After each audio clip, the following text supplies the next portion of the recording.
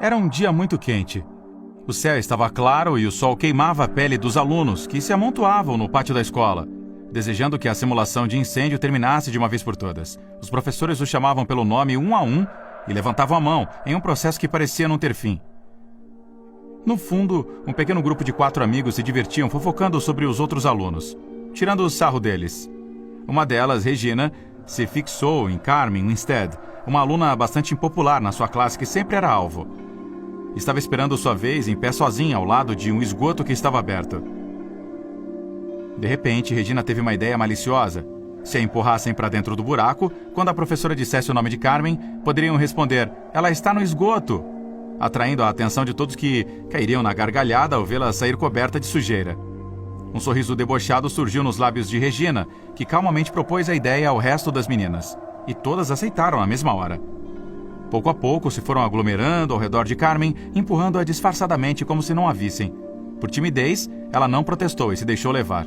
Não percebeu o buraco até que perdeu o equilíbrio e caiu dentro, deixando escapar um grito de susto. O plano tinha dado certo e, quando a professora chamou Carmen, o grupinho de meninas gritou: "Ela está no esgoto! Ela está no esgoto!" Todos caíram na gargalhada e Regina os observou orgulhosa do seu trabalho. Mas de repente as risadas começaram a diminuir quando a professora olhou para dentro do esgoto e voltou com um olhar misturado com angústia e terror.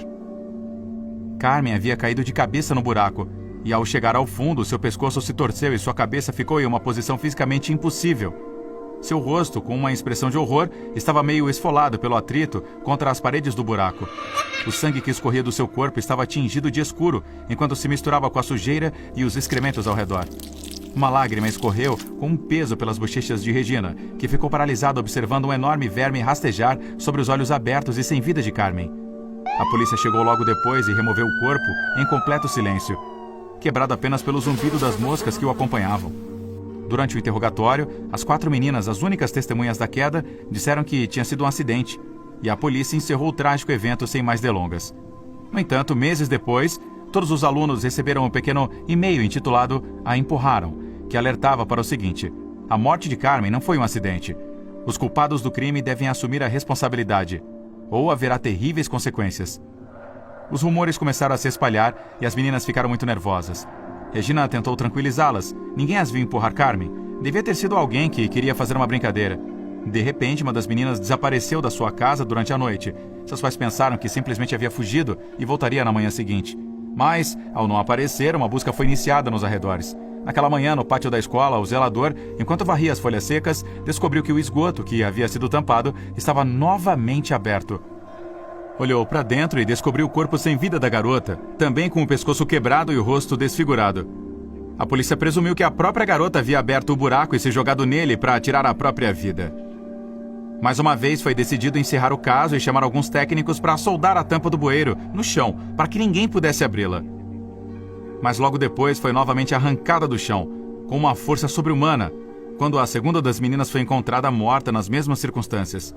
Desta vez, a polícia estava perplexa e decidiu montar um posto de vigilância no esgoto amaldiçoado.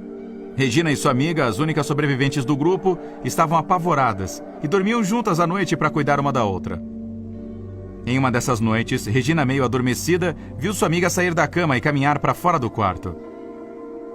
A chamou, mas ela não respondeu e supôs que tinha se levantado para ir ao banheiro ou beber água, mas não voltou.